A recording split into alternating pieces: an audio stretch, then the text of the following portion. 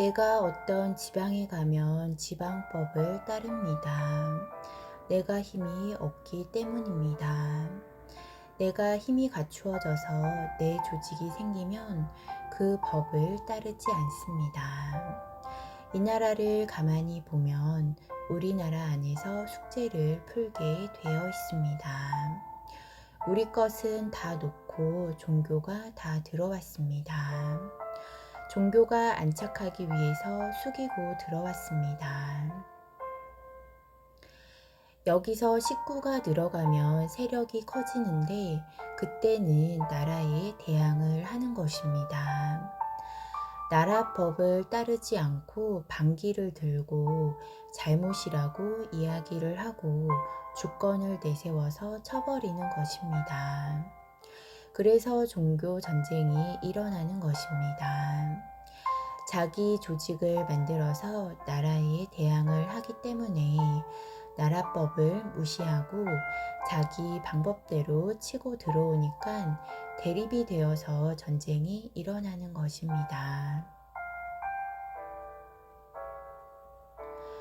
기독교 전쟁이 왜 일어났는가 하면 기독교가 들어오면서 돈을 가지고 들어왔습니다. 그래서 시골에 농 같은 것이 굉장히 싸니까 농작을 짓게 해주면 위에 지주들하고 대작이 된 것입니다.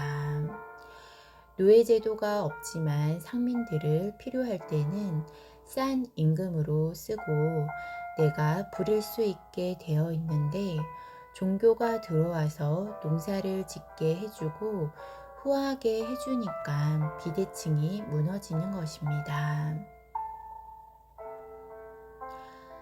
농사를 시키고 쌀 2가마니만 주면 됐는데 종교가 들어와서 후하게 해주니까 문제가 되는 것입니다. 이런 것이 대립이 붙는 것입니다.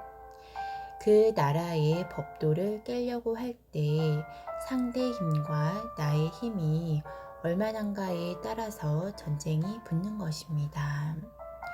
힘이 없을 때 달라드는 것이 나중에 문제가 되니까 물러설 수 없는 힘을 가지고 있어서 치니까 죽은 것입니다.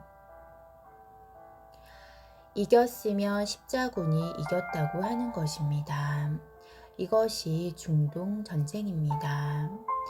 힘의 논리로 누가 앞서는가 뒤서는가 하는 것입니다. 이런 것이 기독교 전쟁입니다. 내가 밑에 있을 때와 30% 밑에 있을 때 이때는 고개를 안 들고 30% 위로 가면 고개를 드는 것입니다. 로마에 가면 로마법을 따르라고 하는 것은 힘이 없는 자는 힘이 있는 곳에 달라들지 말라는 것이 법칙입니다. 힘이 없으면 내 힘을 키울 때까지 설치지 말라는 것입니다. 악법이라도 내가 힘이 없으면 따르고 있으라는 것입니다. 이 법을 고쳐내려면 우선 따르라는 것입니다.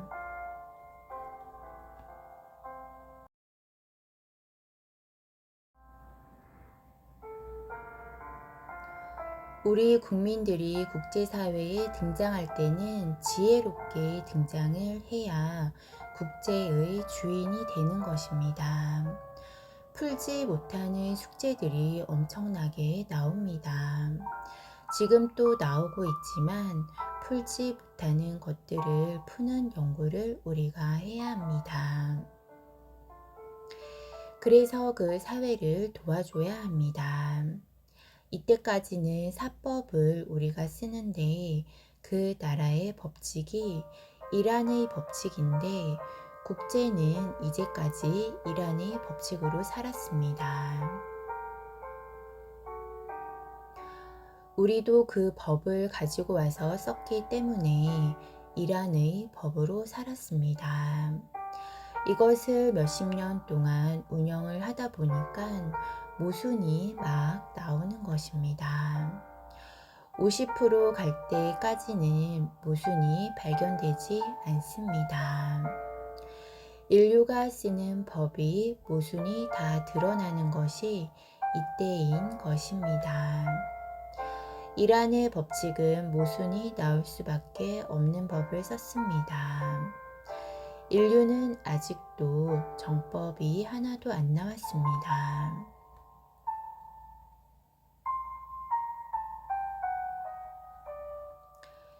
정법이 생산이 되면 인류가 이 법을 안 쓰면 안 되게 되어 있습니다. 국제사회의 선진국은 이 법이 없으면 곧 무너지게 되어 있습니다. 지금은 100%로 달려가고 있는 중인데 이때 70%대의 법으로 쓰면 사회는 다 무너지게 되어 있습니다.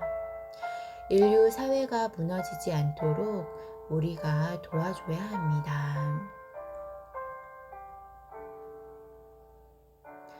금융도 이제까지 이런 체제라면 다 무너지게 되어 있습니다.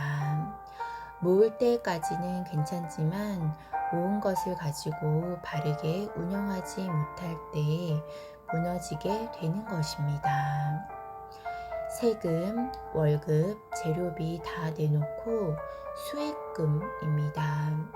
노동자들도 이 수익금으로 배당을 해야 하는 것입니다. 월급으로 모아서 땅 사고 집 사고 하면 안 됩니다. 이것을 다 써야 이 회사의 제품이 옳게 나오는 것입니다. 이것을 안 쓰고 모으면 시간이 갈수록 제품을 업그레이드하는 버전이 사람한테서 나오지 않는 것입니다.